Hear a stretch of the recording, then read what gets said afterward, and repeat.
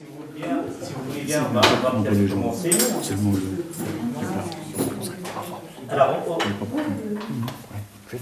le CVDT, les organisateurs s'organisent d'abord, s'excusent, parce que normalement, donc on avait... Oui. Voilà. Donc, on avait prévu donc, deux conférences différentes, deux conférences complémentaires. Une première conférence qui devait parler donc, du statut de la femme dans le monde arabe, avec une dimension historique, analyser un peu le mouvement féministe depuis sa naissance et ses développements jusqu'à maintenant. On avait contacté plusieurs personnes. Malheureusement, donc, ces personnes ne pouvaient pas venir. Et finalement, donc, nous avons la chance et l'honneur et le plaisir d'avoir Madame Nihal Ben Amal, pardon, ça va.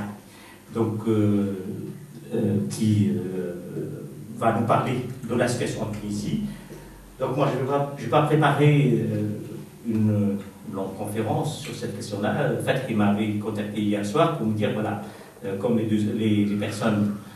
autres personnes se sont désistées, voilà. Donc, je vais juste un peu avancer quelques idées, quelques éléments de réflexion pour éventuellement après en débattre, en discuter. Je voudrais pour commencer donc présenter notre invité et la remercier d'avoir accepté notre invitation. Donc nous avons affaire à une éminente scientifique. Elle est professeure des universités en génie chimique, spécialisée dans les procédés de séparation par membrane. Oui, c'est tout un programme. Moi, je ne comprends pas grand-chose, mais peut-être après, on pourra nous expliquer comment on peut séparer les membranes. Séparer, purifier l'eau par les membranes ou séparer des molécules de taille, etc. Voilà. Donc, elle est professeure à l'Institut national des sciences appliquées et de technologie, donc l'INSAT, membre de plusieurs consortiums internationaux et des commissions scientifiques. Alors ça, c'est l'aspect recherche, enseignement, donc un domaine très pointu. Mais alors, et ça c'est l'autre volet qui nous intéresse davantage, elle est membre active de la société civile tunisienne, présidente de l'association Tunisie Vote, membre du bureau exécutif de l'association tunisienne de défense des valeurs universitaires. Alors elle m'expliquait tout à l'heure qu'ils ont mis en place cette association après l'affaire Kasdarli, donc l'affaire qui a eu lieu à l'université de Manouba, donc immédiatement en 2011. Et ils ont constitué un collectif pour soutenir le doyen Kasdarli. Mais après, voilà, ce collectif s'est transformé en association pour défendre les valeurs de l'université. Elle était également membre de l'association ATI, donc Association tunisienne pour l'intégrité et la démocratie des élections, mais juste entre 2011 et 2012. Donc, c'est cet peut-être aspect, si vous voulez, qui est plus important, pour nous ici, hein, par rapport à la réflexion sur le statut de la femme en Tunisie et dans le monde arabe. Et donc, elle est très, très active donc, de la société civile et impliquée dans la défense des droits des femmes. Alors, je voudrais, pour commencer donc, cette réflexion, avancer quelques idées vraiment d'ordre général sur la question du statut de la femme en général, pour dire la chose suivante. C'est une question, la question du statut de la femme est une question primordiale dans toutes les sociétés, non pas uniquement dans les sociétés arabes ou musulmanes. Alors ce n'est pas uniquement parce que les femmes constituent la moitié de la population ou la moitié de la société, mais parce que je pense que l'émancipation de la femme est la condition nécessaire pour toutes les autres formes d'émancipation. C'est l'émancipation sociale, l'émancipation politique passe aussi et avant tout par l'émancipation de la femme. Alors, le mouvement féministe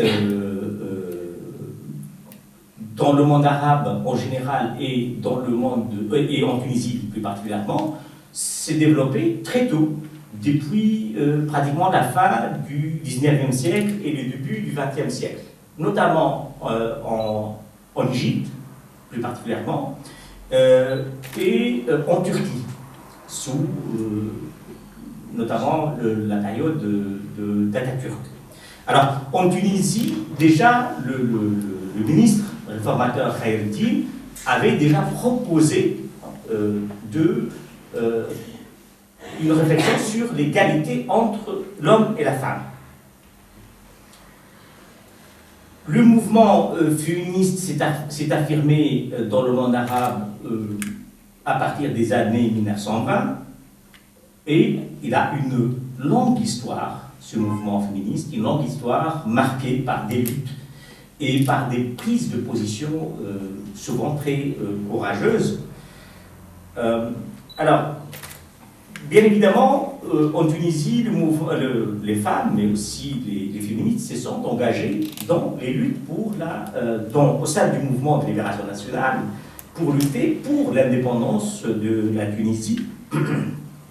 Et ils vont jouer un rôle primordial, un rôle central.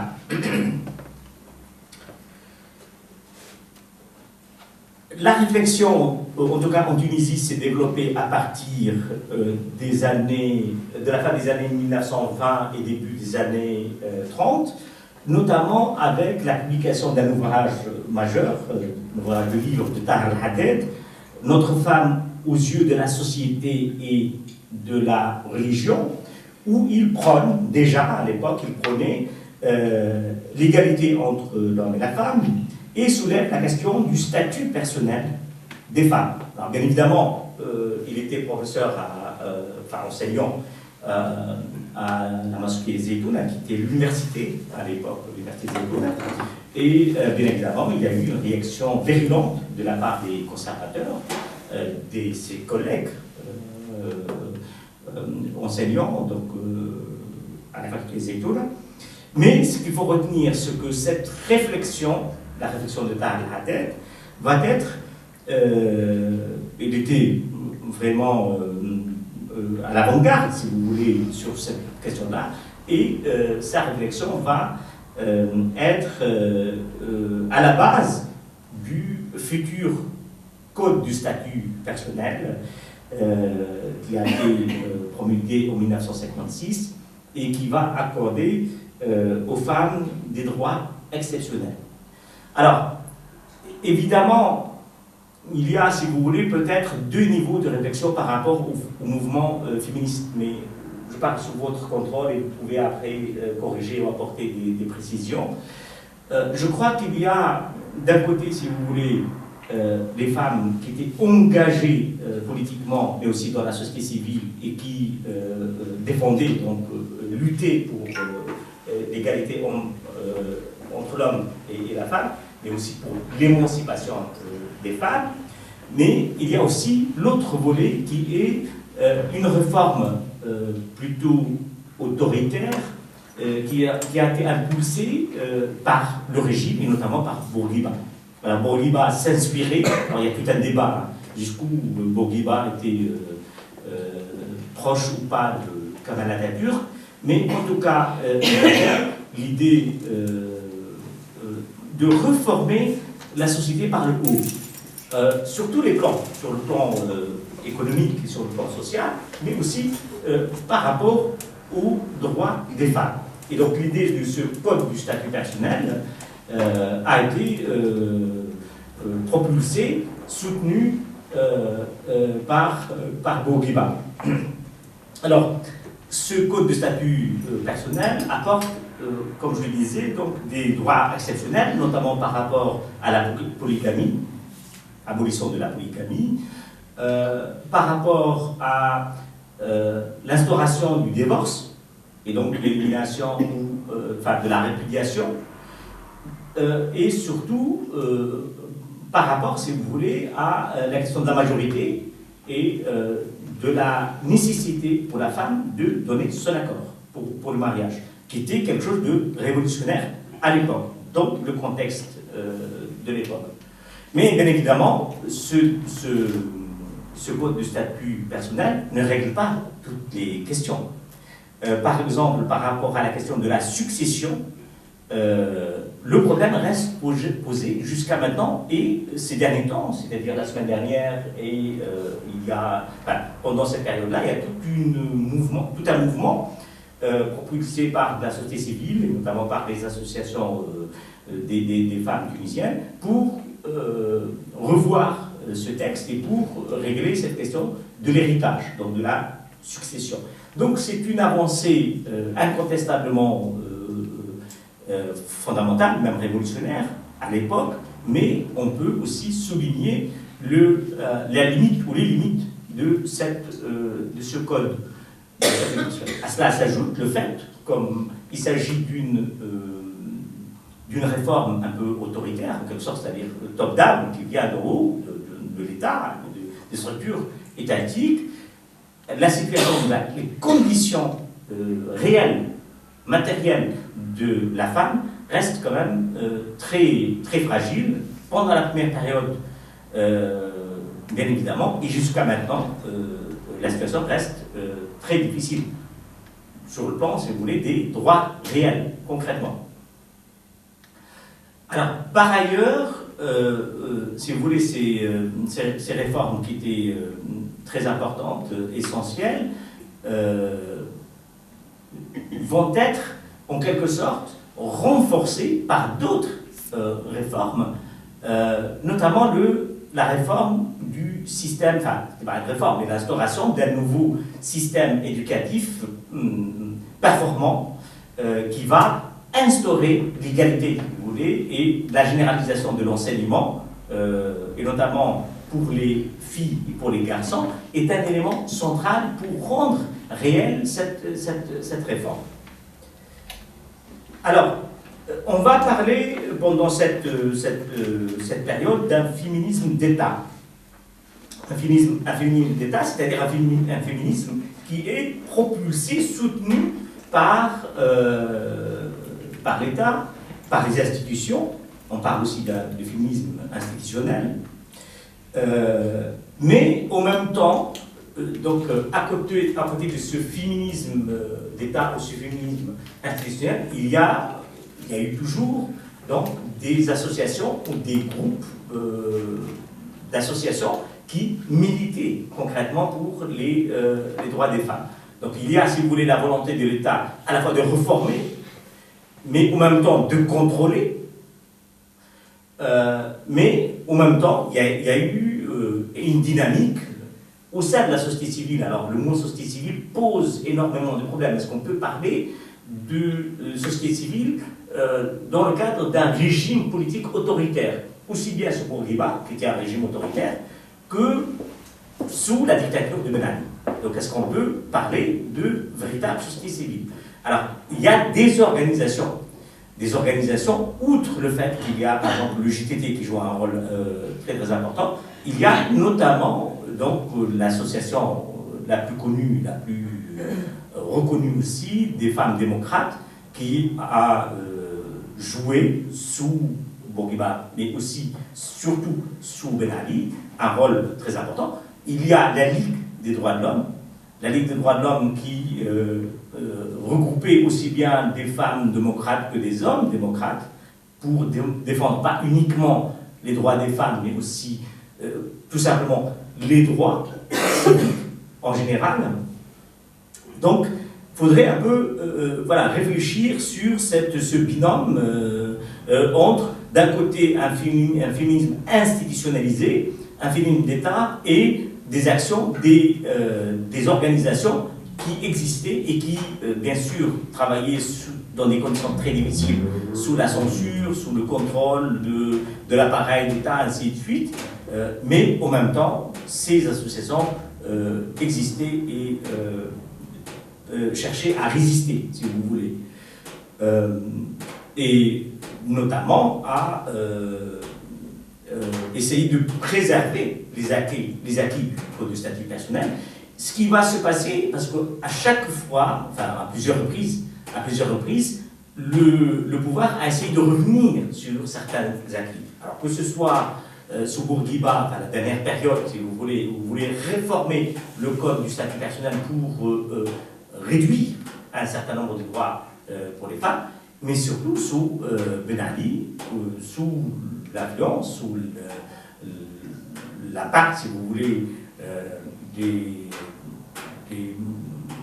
du parti islamiste. Donc, essayer de revenir sur ces acquis-là. Et à chaque fois, donc, et ça c'est l'élément important, qui me permet, si vous voulez, de revenir sur ce binôme que j'ai essayé de mettre en évidence entre le féminisme institutionnalisé, le féminisme d'État et les actions organisées par des associations de la société civile. À chaque fois, donc, les femmes sont mobilisées, quand je dis les femmes, les associations des femmes, mais pas uniquement, donc soutenues aussi par les hommes, à chaque fois ont essayé de faire face, de se mobiliser, et à chaque fois, ils ont obligé le régime de faire marche arrière, de revenir. Et on va le voir, ça c'est un élément très important. C'est Mme Lien qui va en parler probablement après, sinon on en parlera dans la discussion. Pendant la période de transition, c'est la même chose. C'est-à-dire que si les femmes, bon, on va essayer de revenir sur un certain nombre d'acquis, de droits des femmes, et là aussi, la société civile, et plus particulièrement les femmes, se sont mobilisées pour obliger, en l'occurrence la Troïka, de faire marche arrière. Donc, en quelques mots,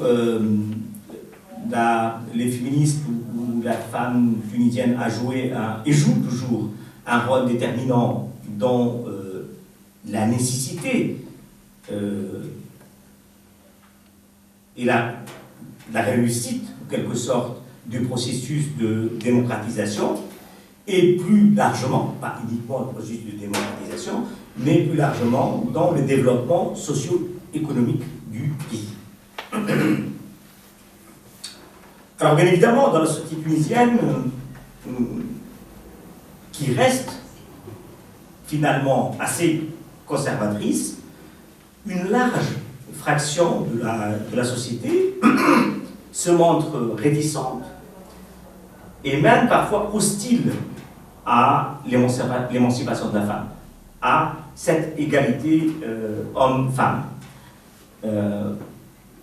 On le voit, si vous voulez, dans la vie de tous les jours, on le voit aussi à travers des pratiques sociales.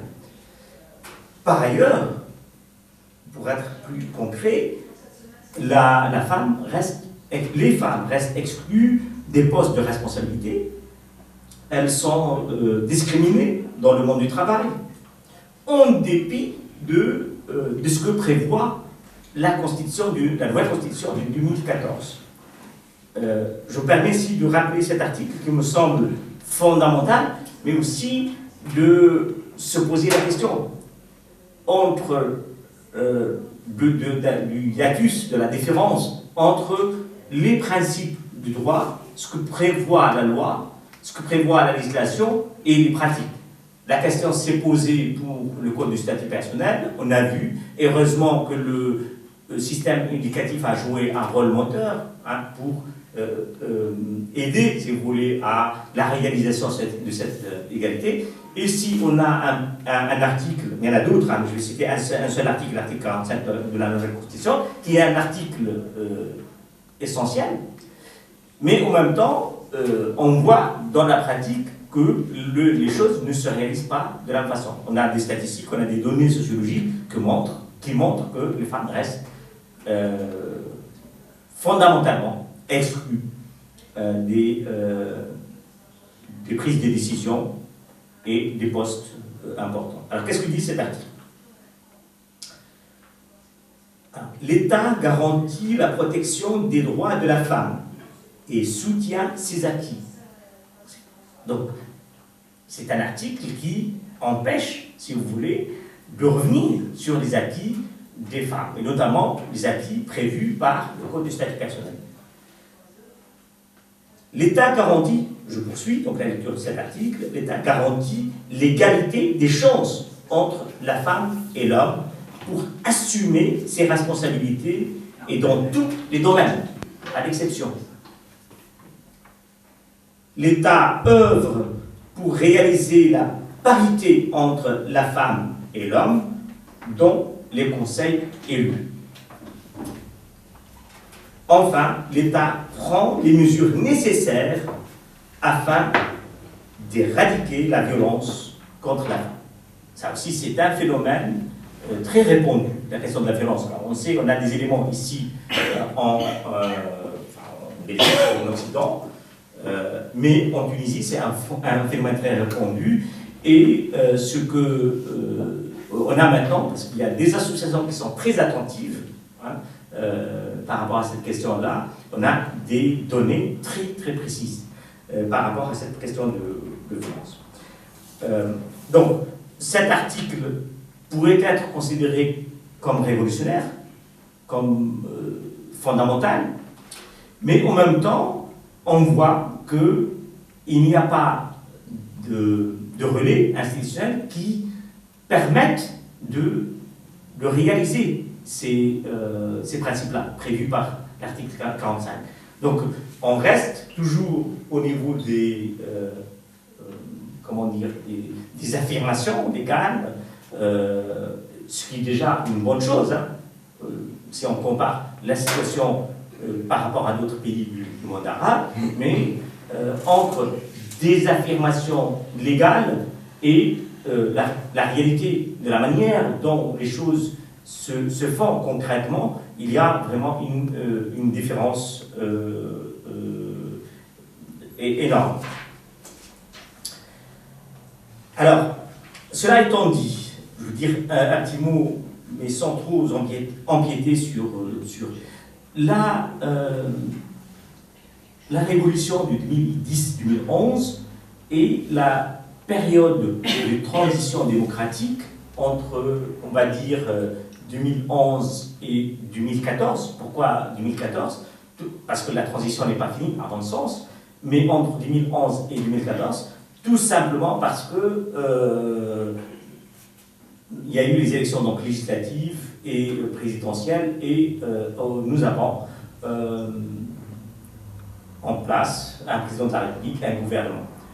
J'attire votre attention que ce gouvernement et cette présidence n'ont rien fait jusqu'à maintenant pour instituer les organes qui étaient prévus comme le Conseil constitutionnel ou comme pour le contrôle de la constitutionnalité des lois. Donc, n'ont rien fait pour mettre en place ces garde-fous, en quelque sorte, qui vont permettre de veiller à l'application correcte de la Constitution. Est-ce que c'est de la bonne ou mauvaise volonté? On peut s'interroger sur cette question-là. En tout cas,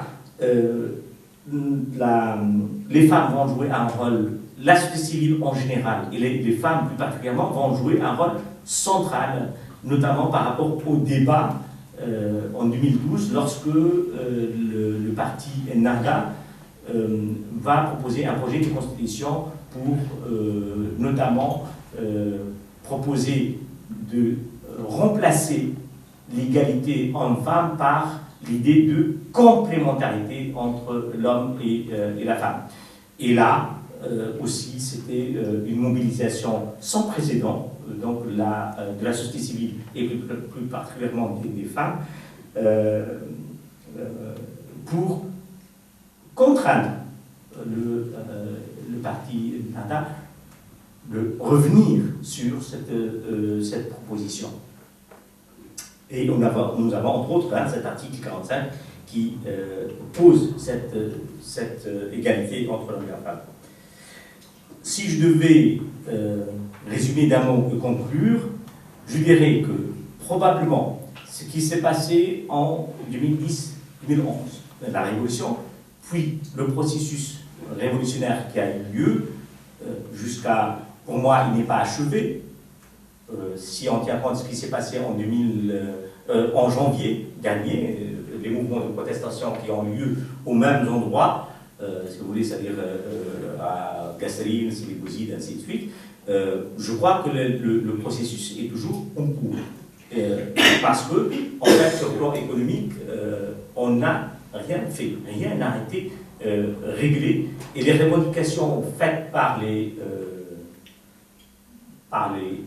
mouvements de protestation en 2010 et 2011, c'est-à-dire la justice sociale, la dignité et la liberté, sur ces trois plans, rien n'a été fait. Cela étant dit, s'il y a deux choses positives qui me semblent, et ça je vous soumets, si vous voulez, ces deux idées à la discussion, qui me semblent positifs et comme un acquis en quelque sorte de cette période de transition, c'est d'abord la question de la liberté d'expression et la liberté de la presse, avec des contradictions, mais aussi avec quand même probablement des choses, enfin, un fonctionnement maintenant de la presse et des médias qui nécessite vraiment d'être revu, d'être discuté.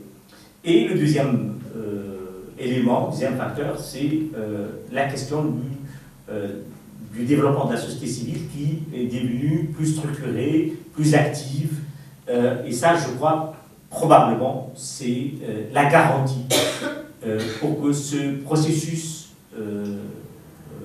révolutionnaire continue et surtout pour éviter toute dérive autoritaire de l'actuel régime politique. Parce qu'il y a des menaces à ce niveau-là. Et donc, même si parfois je m'interroge, c'est-à-dire par rapport au dynamisme de la société civile pendant les 3 premières années jusqu'aux élections, ou les 4 premières années de la période de transition, et ce qui s'est passé après, si vous voulez, les élections de 2014, fin 2014, il y a eu des questions notamment par rapport à la loi de réconciliation qui a été proposée par la présidente de la République. Il y a eu une mobilisation, mais une mobilisation très faible. Donc on peut aussi s'interroger sur ce dynamisme. Est-ce que cette société civile n'est pas tout à fait, enfin en tout cas un peu essoufflée? Donc voilà, c'est une question que je me pose. Voilà, bon, je suis désolé, même si ce sont des généralités, mais voilà, j'essaie un peu d'avancer quelques éléments pour éventuellement après débattre avec vous, et voilà, les questions et les réponses peuvent nous permettre de clarifier les choses. Donc je vais céder la parole à Madame Nihet. Voilà, bienvenue, et voilà, je vous laisse le soin. Ah oui, le micro.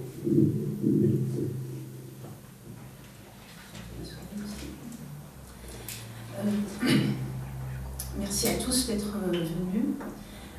J'ai le plaisir donc d'être parmi vous pour vous parler de l'expérience tunisienne, la révolution, telle que je l'ai vécue, et faire un petit peu de comparatif avec, entre l'ancienne constitution et la présente, faire un peu l'état des droits de la femme, ce qui a été fait et ce qui reste à faire. Donc, comme vous voyez, en fait, ça a été dit, je reprends, je suis scientifique à la base, ingénieure en énergétique et docteur en génie des procédés industriels, enseignante à l'université dans les sciences de l'ingénieur. Donc, je n'avais rien à faire dans tout ce chamboulement, si ce n'est prendre ma place de citoyenne. Et c'est pourquoi, naturellement, le 14 janvier, je me suis retrouvée dans la rue avec plein d'autres. Et donc, le roman commence comme ça. On avait l'habitude, ce képi, on avait l'habitude de le voir à l'endroit, sur la tête du porteur. cette image, elle est expressive de ce que la Tunisie a vécu. Donc, un désordre total et une révolution que les politiques n'ont pas vu venir, encore moins les citoyens. Qui en est l'instigateur? Je ne sais pas. Mais ce qu'on sait est que tous s'accordent à dire que cette révolution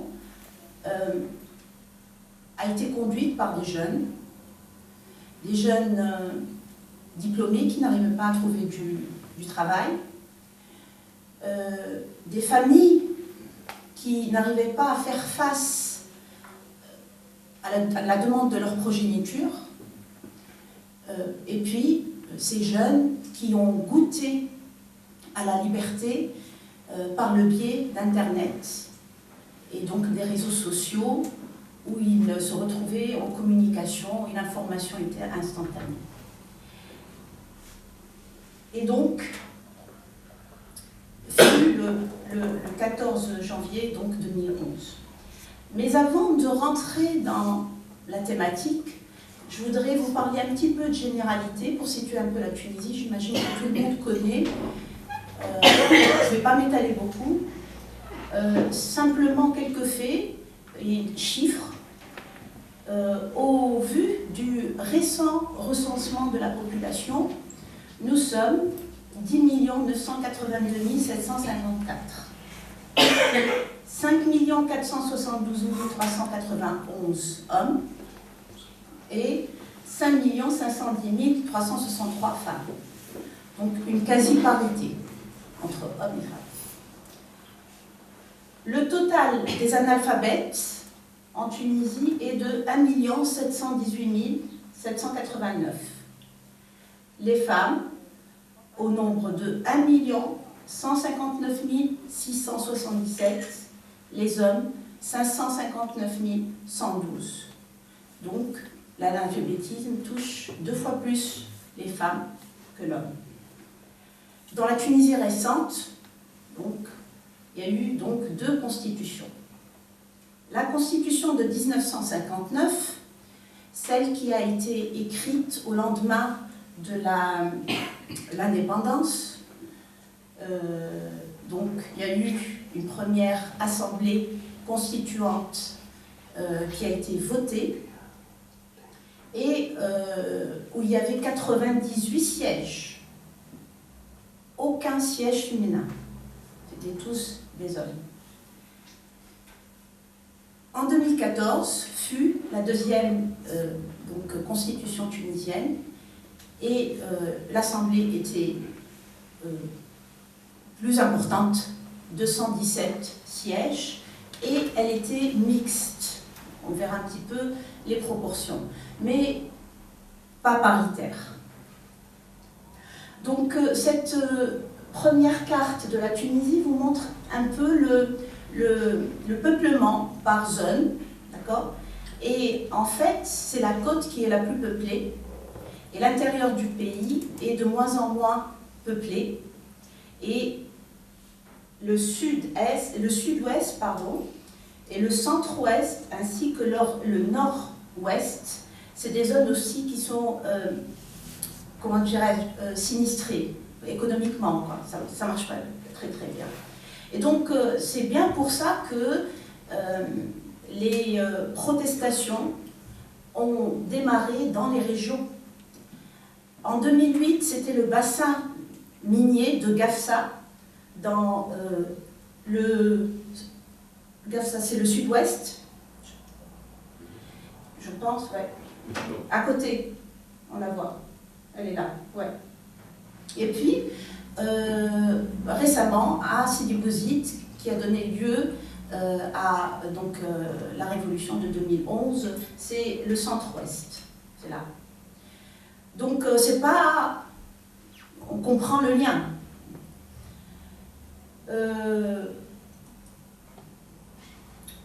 Dans ce pays, il y avait le chômage.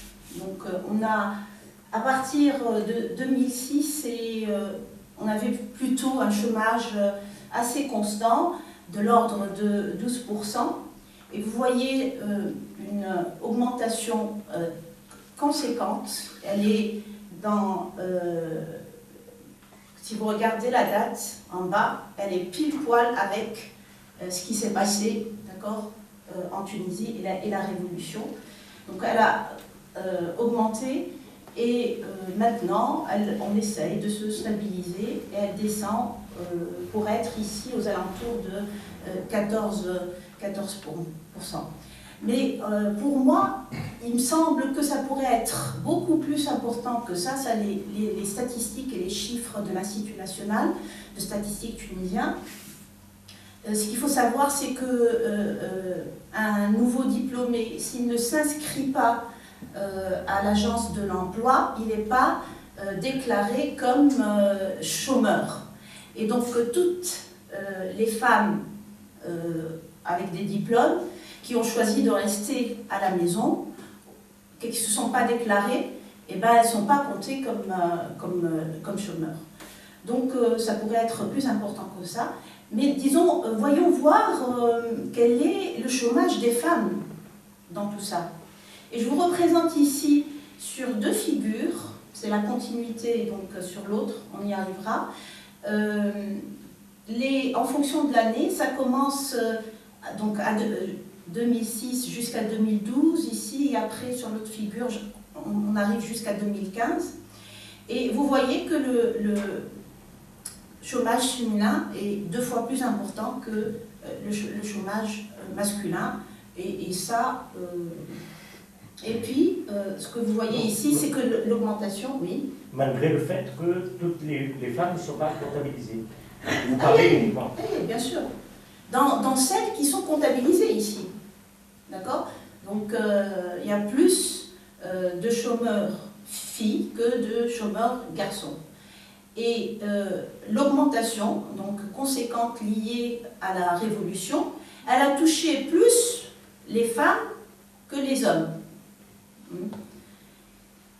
Et donc maintenant, voilà, on est, ça va jusqu'à 2015, on est à peu près à l'ordre de 22% de taux de chômage chez les filles pour 12,5% chez les garçons. Puisqu'on est sur les femmes, on avait parlé aussi de violence. Commençons par les choses qui fâchent pour après être bien et voir les avancées. Alors, à la Révolution, en fait, l'islamisme s'est dévoilé. Parce qu'il était avant caché, on ne s'en rendait pas compte, on ne voyait pas. Et la Tunisie est devenue une terre de prêche. On a vu arriver de tous les côtés, de plusieurs pays, des gens nous faire des prêches. Et ça a influé sur la société. On a observé une multiplication du port du voile.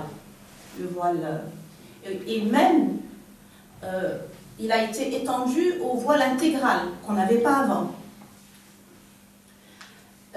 Dans ce volet, je peux parler aussi d'enseignantes universitaires, des collègues à nous en théologie qui ont été obligés de porter le voile pour pouvoir dispenser la leçon, ce qui était en violation des libertés académiques que justement on défend dans mon autre association, qui est l'Association tunisienne de défense des valeurs universitaires. Les femmes, les jeunes filles ou femmes qui portaient des mini-jupes ou pantalons étaient aussi bien dans l'espace public ou professionnel embêtées. Là encore, on a eu des témoignages de nos collègues femmes qui ont vécu des violations psychologiques de la part de leurs étudiants et qui même ont été jusqu'à refuser d'être enseignés par ces personnes. Alors, l'excision s'est invitée à nous, alors que ça n'a jamais été de nos coutumes.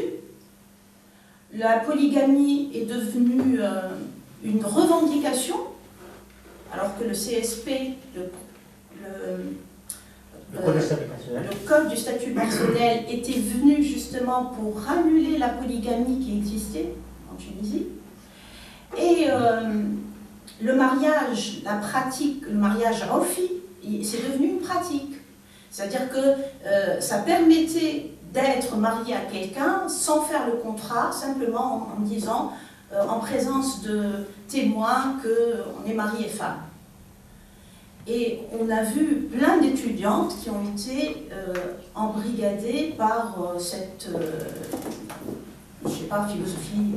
C'est pratique. C'est pratique, ouais. Alors, des voix se sont élevées pour l'abandon de l'adoption. On a également diabolisé l'IVG.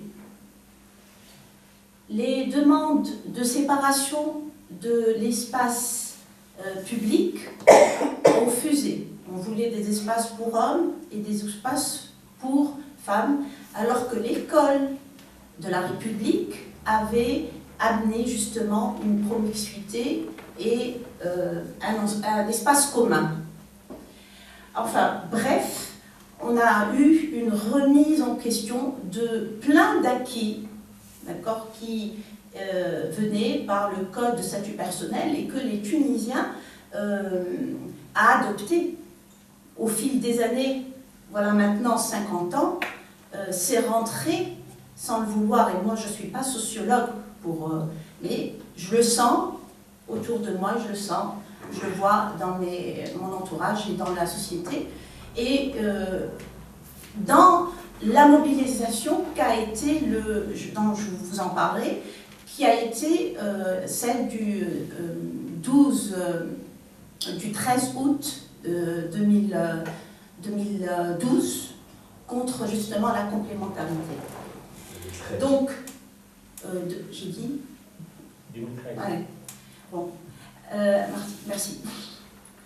Alors, 1 million, et contre tout ça, justement, les femmes, les acquis de la femme étaient ébranlés, et c'est bien pour ça que 1 million de femmes, aux dernières élections, 2014, ont voté pour Béchir Qaïd Essebsi, qui est un ancien des ministres de Habib Bourguiba, et que également, lors des législatives, ils ont voté pour son parti, qui est considéré comme séculier.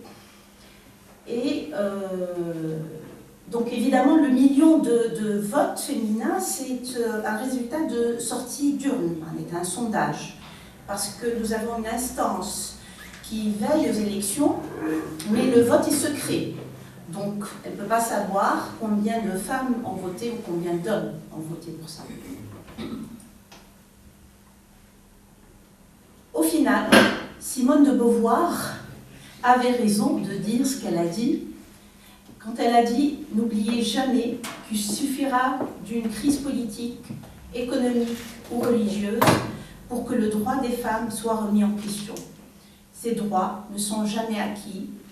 Vous devez rester vigilante votre vie durant. » Nous l'avons vu.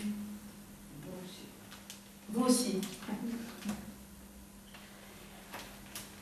Alors, puisqu'on est justement sur le volet violence, je vais vous parler d'une étude récente, dont d'ailleurs il n'y a que le rapport préliminaire qui vient de sortir. Ce qu'elle a de bien, c'est que cette étude est la première du genre à traiter la violence sur le genre dans l'espace public. Tout ce qu'on avait fait jusqu'à là, c'était, il y avait des associations qui travaillaient dessus, la violence au sein de la famille, donc quand la femme est maltraitée. Et cette étude, justement, elle a été réalisée par le CREDIF, qui est le centre qui fait partie du ministère de la Femme, qui étudiait les questions par rapport à la femme, et l'ONU Femmes. Et donc le rapport préliminaire de cette étude montre que 53, vous avez les chiffres, 53,5% des femmes disent avoir subi une forme de violence psychologique, physique, sexuelle dans un espace public pendant les 4 dernières années donc de la Révolution, 2011 à 2015. 72% des femmes déclarent avoir subi une forme de violence psychologique dans l'espace public. 58,3% des femmes disent avoir été confrontées à l'une des formes de violence dans l'espace professionnel. Le pourcentage des femmes victimes de violences dans l'espace public croît avec le statut professionnel. D'après cette étude, parmi les cadres supérieurs, donc on a 75,3%, disent avoir été violentés, 69,6% pour les cadres moyens et le pourcentage est plus faible, 66,8%, mais c'est quand même assez important pour l'ouvrière. Le pourcentage des femmes victimes de violences dans l'espace public croît avec le niveau d'instruction. Il est de 26,3% pour les analphabètes. Il devient égal à 76,4% pour les femmes du niveau du supérieur, parce qu'elles se positionnent sur un espace qui était réservé à l'homme, donc dont on veut la chasser. Alors, pour les femmes à niveau éducatif élevé, 82,2% des violences sont psychologiques et 84,4% sont sexuelles. Donc, on va voir un peu comment, par rapport aux constituants, qu'est-ce qui a été apporté, et ce, donc, en allant graduellement de la Constitution 59 vers la Constitution récente. Celle de 59, donc, comptait 78 articles. Aucun ne citait le droit des femmes. Il était dit dans un préambule donc, que la meilleure garantie pour le respect des droits de l'homme, pour l'instauration de l'égalité des citoyens, on parlait de l'égalité des citoyens, en droit et en devoir. Et ça, c'est repris dans l'article 6, où on dit que tous les citoyens ont les mêmes droits et les mêmes devoirs, ils sont égaux devant la loi. Mais ils ne sont pas égaux dans la loi. C'est-à-dire qu'on laissait ici la porte ouverte à tout ce qui était problème de succession et héritage. Et la femme n'hérite pas pareil que l'homme.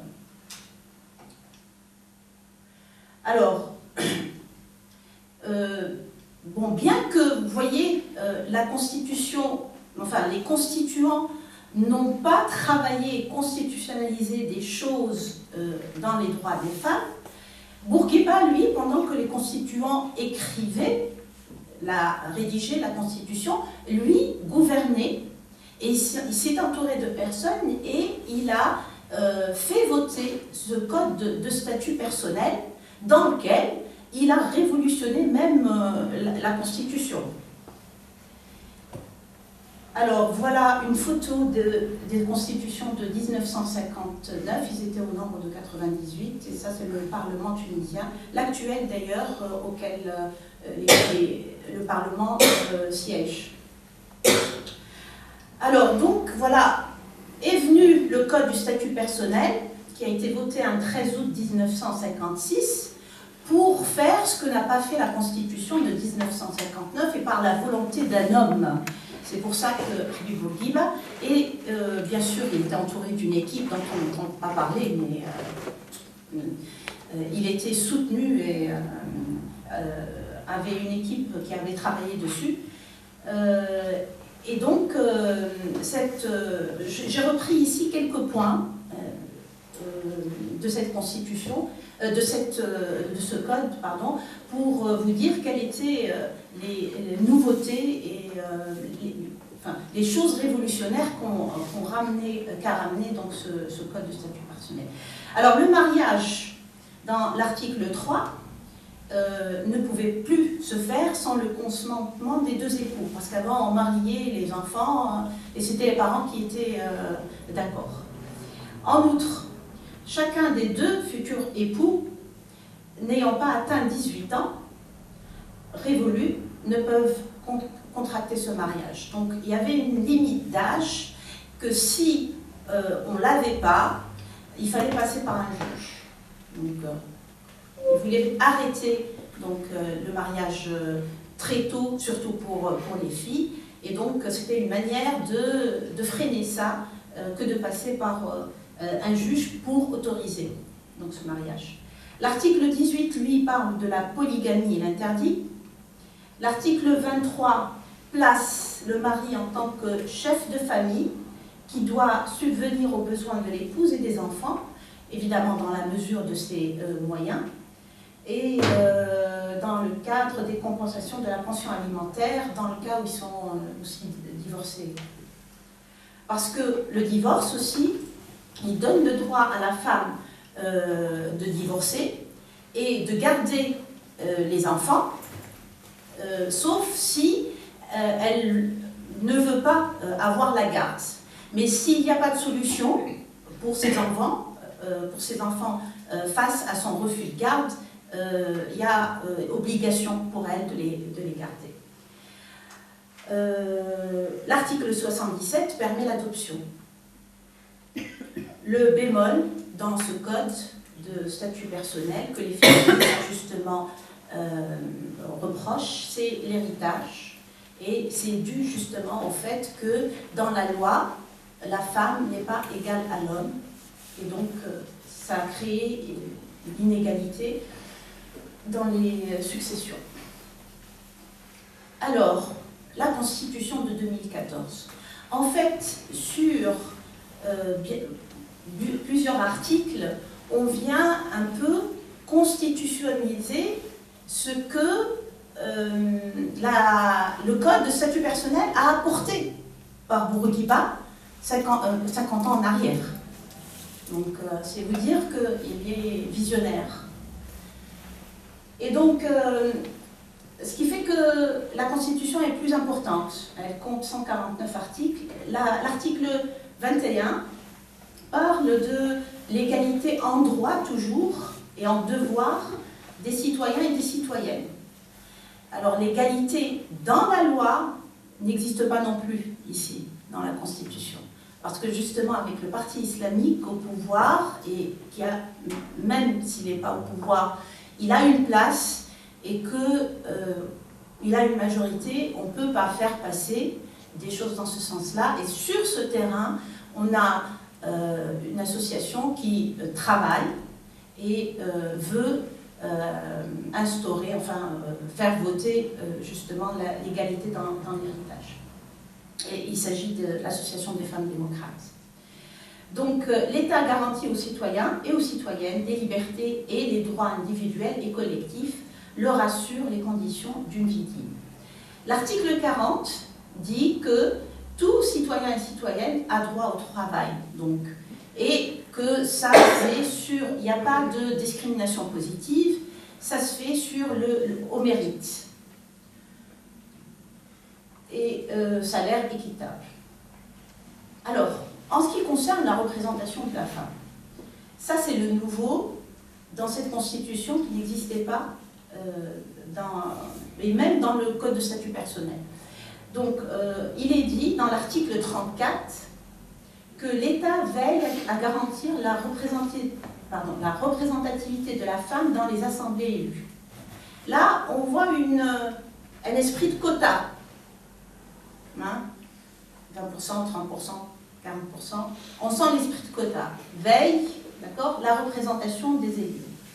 Alors, ensuite, dans l'article 46, un peu plus loin, je pense, pour la juriste que je ne suis pas, annule même l'article 34, parce qu'ici on parle de quelque chose de plus fort, qui est la parité. Donc il est dit, l'État s'emploie à consacrer la parité entre la femme et l'homme dans les assemblées élues.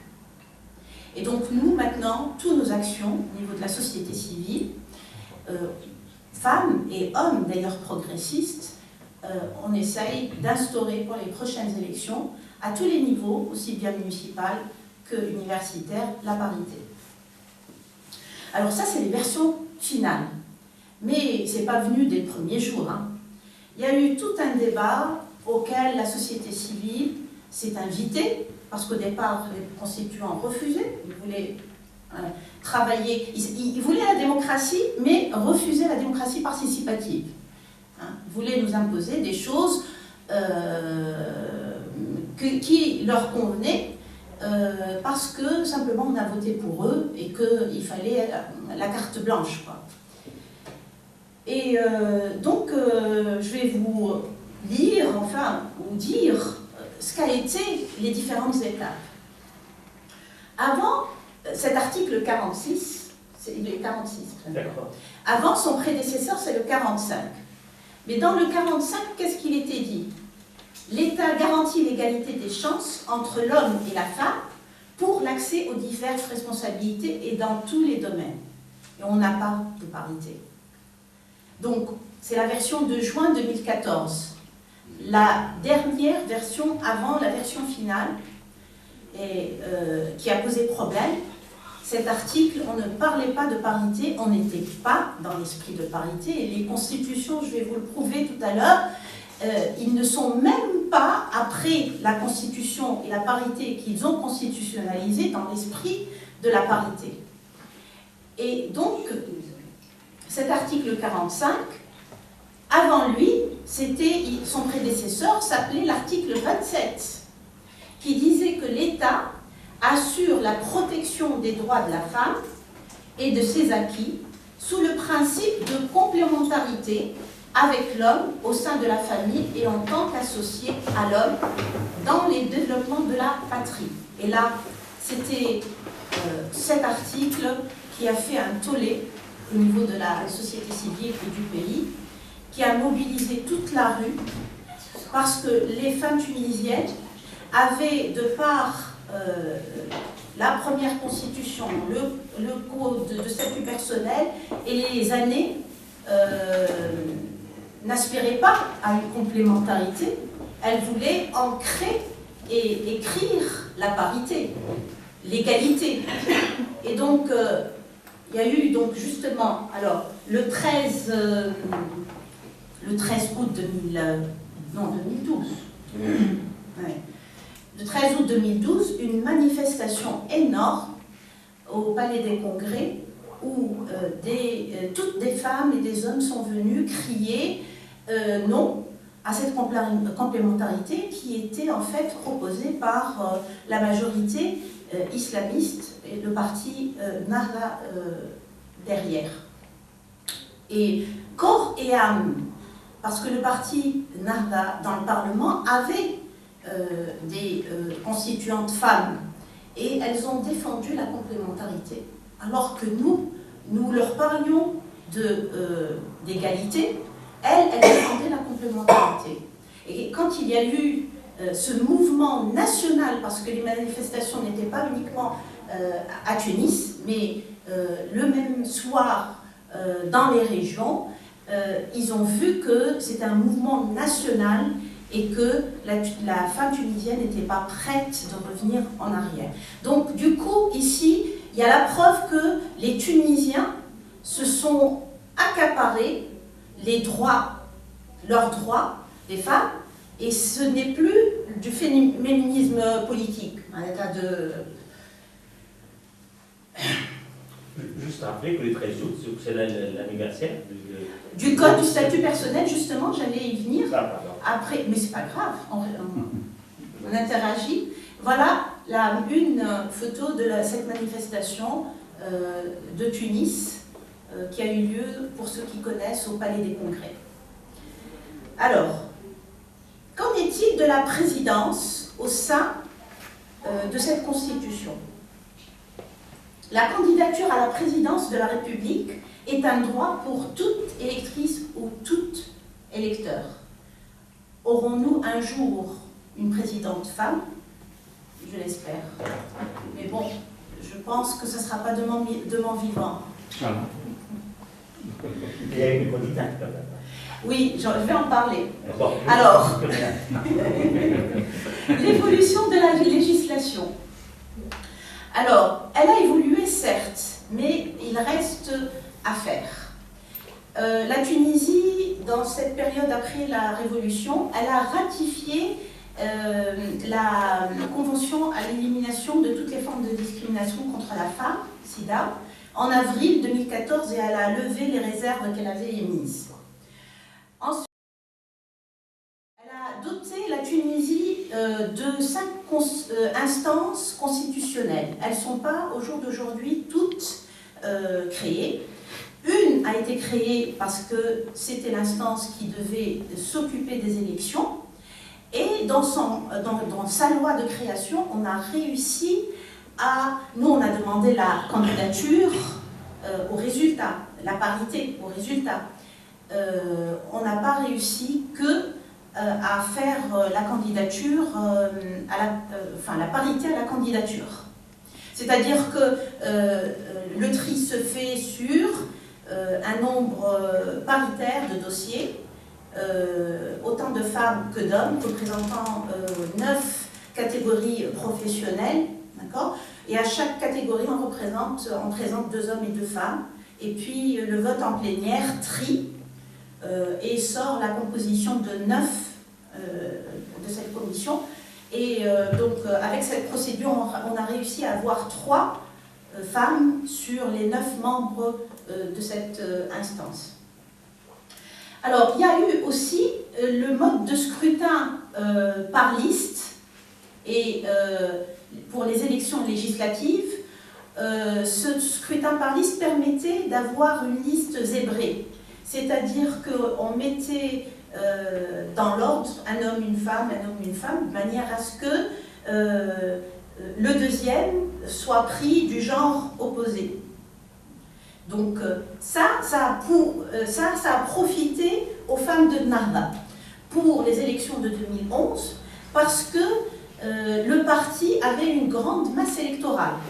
Donc ce qui permettait de descendre au deuxième, qui était la femme, au quatrième, qui était la femme.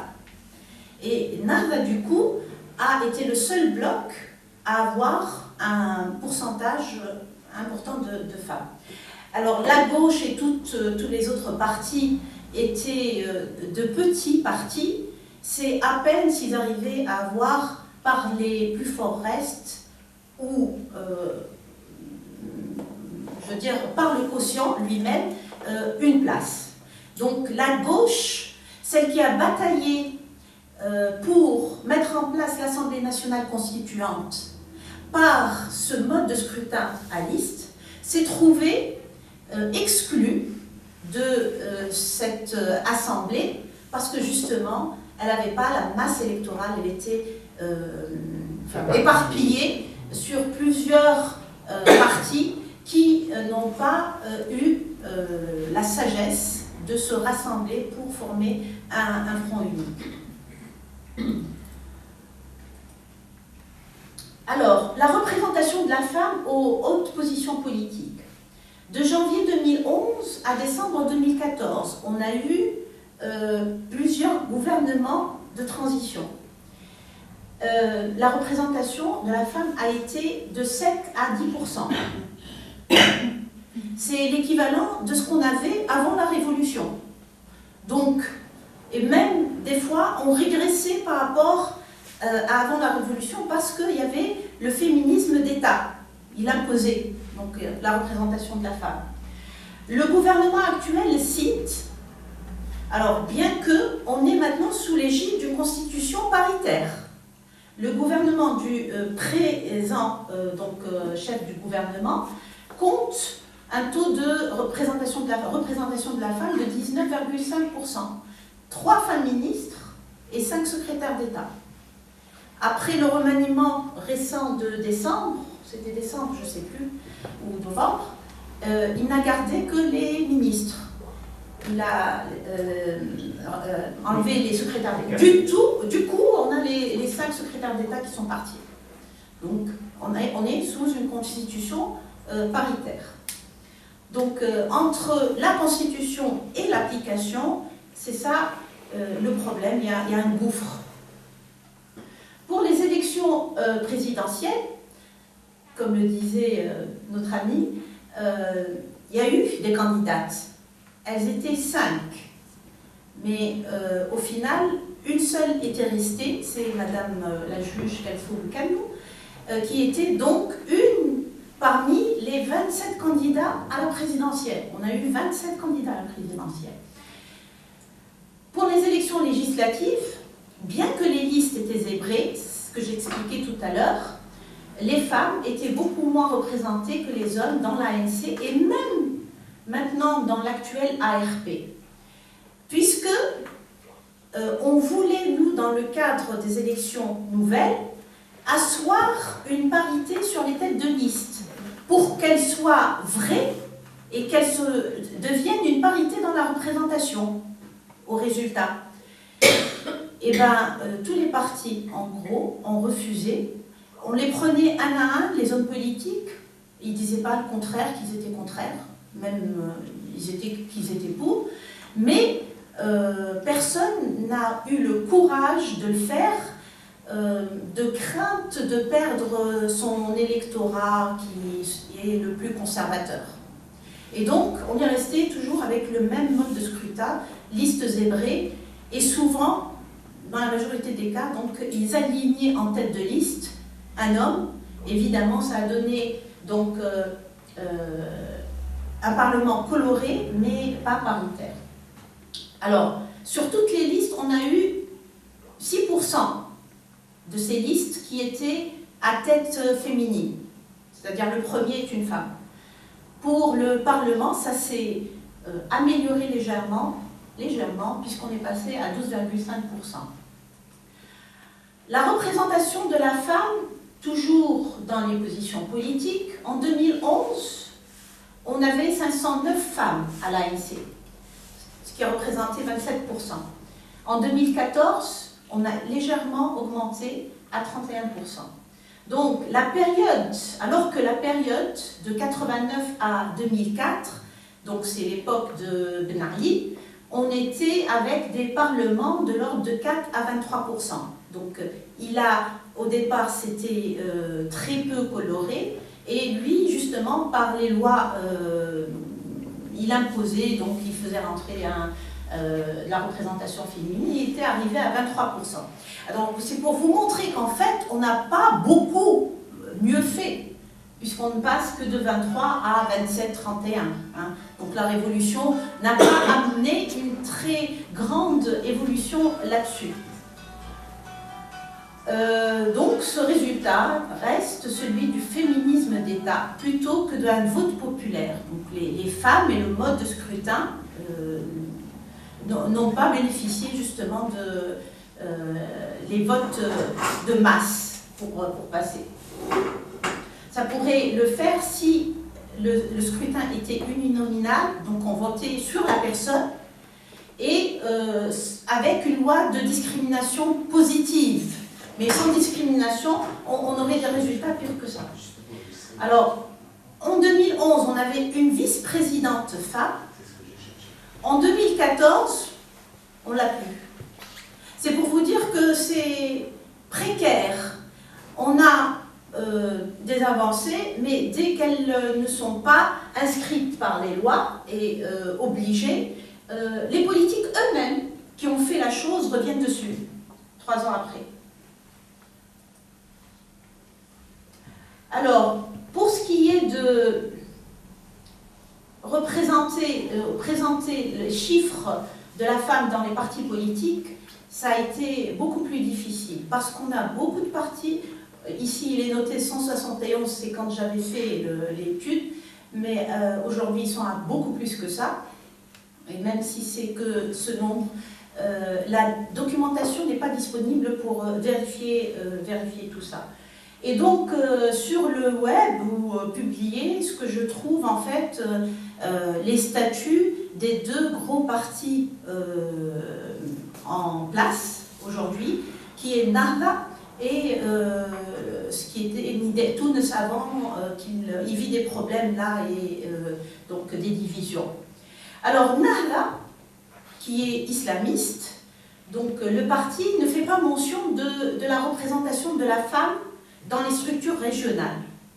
Par contre, il donne un pourcentage non indiqué pour représenter la femme dans son Majlis Shura, qui est son assemblée ou son conseil national. À quel pourcentage, je ne sais pas, j'ai pas eu l'information. Alors, par contre, dans le statut de Nidetoun, qui était censé être un parti progressiste, aucune mention n'est faite pour la femme. Merci, président est un phallocrate. Aucune mention de la représentation de la femme. Et dans les membres fondateurs du groupe, on trouve 3 femmes sur les 11 membres fondateurs. Alors, la scission du parti NIDEP, avant la scission, il y avait un comité ad hoc où elle était représentée à moitié. Mais ça, c'était pas inscrit dans leur... c'est à force de tractation et de bras de fer politique et d'échanges qu'ils sont arrivés à ça. Mais maintenant, l'État est plus dégradé que le parti s'est scindé en deux. Alors, les partis politiques dirigés par des femmes, lui, on en a 2 nouveaux et un plus ancien, dont la secrétaire générale est une ancienne militante sous Ben Ali, qui est Meya Cheribi. Alors, les femmes dans les élections. En 2014, 107 798 ont pris part au processus des élections, au processus électoral. En membre de l'ISI, notre machine qui a fait et supervisé donc, ces élections, elle comptait ce chiffre-là. Et quand on a regardé de plus près, donc il y avait... avec ça, il y avait les observateurs de la société civile, il y avait les candidats à l'élection, les délégués des partis, bref, tout ce beau monde, les femmes dedans représentaient 38,4%. Le jour des élections, les délégués de parti étaient au nombre de 23 636, dont 6 012 femmes, donc 25% à peu près. Par contre, pour l'inscription, et surtout l'inscription aux élections, et surtout pour celles de 2014, les femmes se sont déplacées en nombre plus important que les hommes. Parce que justement, il y a eu la période transitoire où les acquis de la femme ont été malmenés, donc elle s'est mobilisée et on a eu des taux d'inscrites femmes plus importants que les hommes. Alors, et puis voilà, je vous en ai parlé tout à l'heure, l'instance qui a veillé aux élections contenait 3 femmes sur 9. Alors, le jour des élections, les femmes étaient moins nombreuses à diriger les bureaux de vote. Parce que ça se faisait dans les écoles, il y avait 4 agents par bureau de vote. Et dans toutes les circonscriptions, on avait toujours une présence masculine plus importante, sauf dans 2 circonscriptions où, même si la présence de la femme était plus importante, elle était faiblement, 58% et 52%. Nos compatriotes expatriés, tels que ceux qui sont en Belgique, ont été aussi moins mobilisés pour le vote et dans le management des bureaux de vote. La participation la plus élevée est enregistrée à France 1 et France 2, plus de 30%.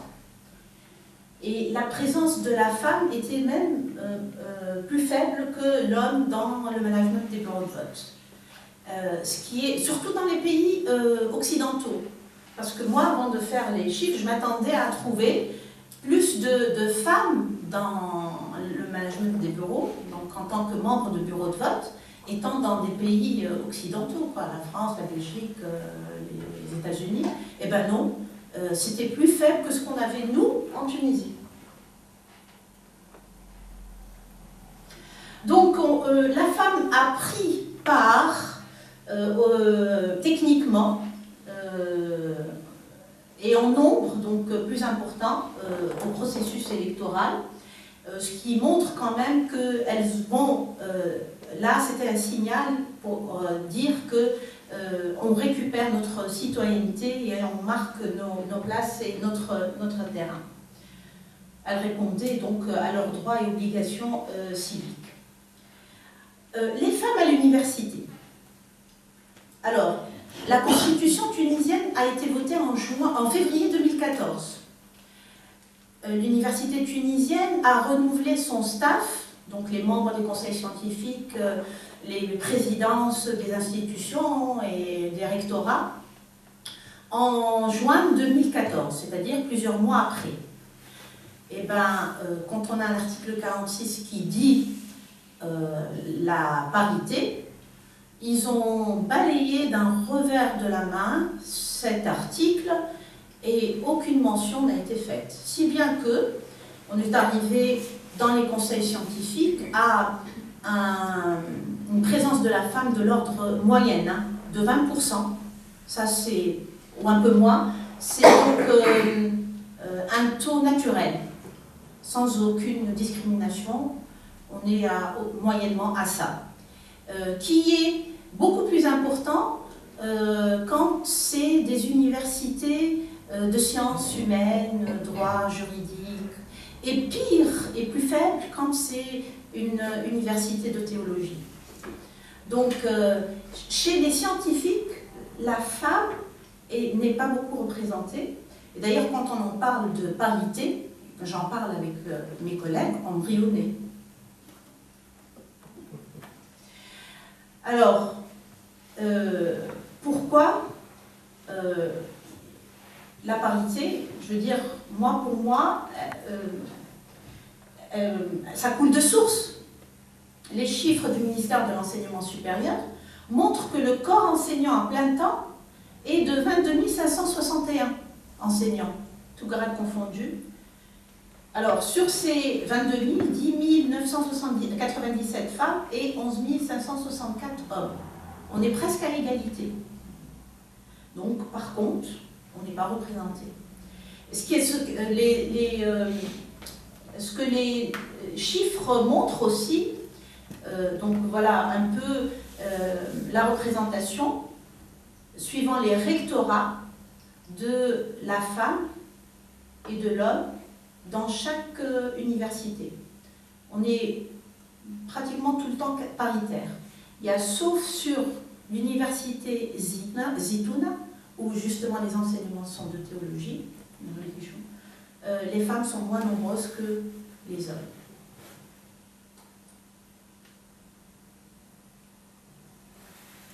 Donc, voyons ça, quand les élections se sont faites, et que avant qu'elles aient lieu, nous avons tiré la sonnette d'alarme, on a fait une pétition, des associations ont signé, des individus, des enseignants universitaires, pour dire que c'était pas concevable qu'à l'ère d'une nouvelle constitution, le code électoral de l'université, qui régit donc les élections universitaires, ne prenne pas en compte cela, et on a demandé le report des élections pour reprendre donc le texte juridiquement et introduire la parité.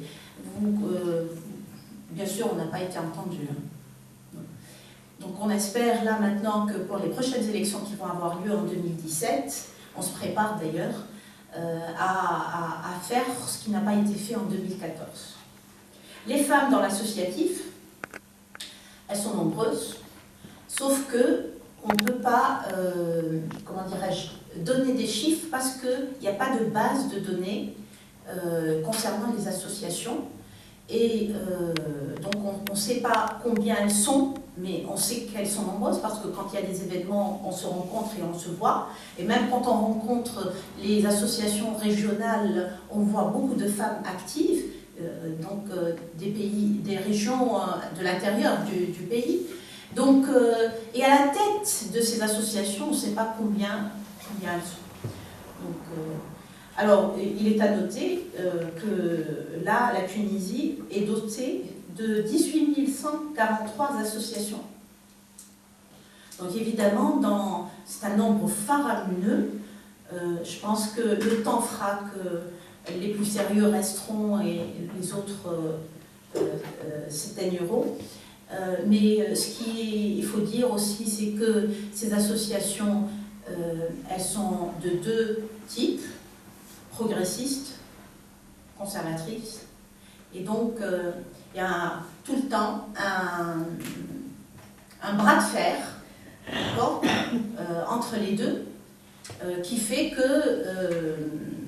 qu'il s'est trouvé, pendant l'écriture de la Constitution, que des femmes sont venues manifester pour rétablir la polygamie. Il s'est trouvé des femmes qui, parce que donc, pour elles, le djihad en Syrie était au nom d'Allah, recrutées pour envoyer nos jeunes en chair à canon en Syrie.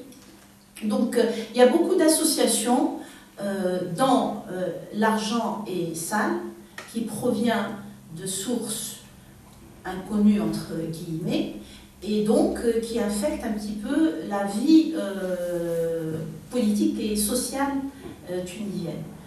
Et en gros, on a deux sociétés civiles.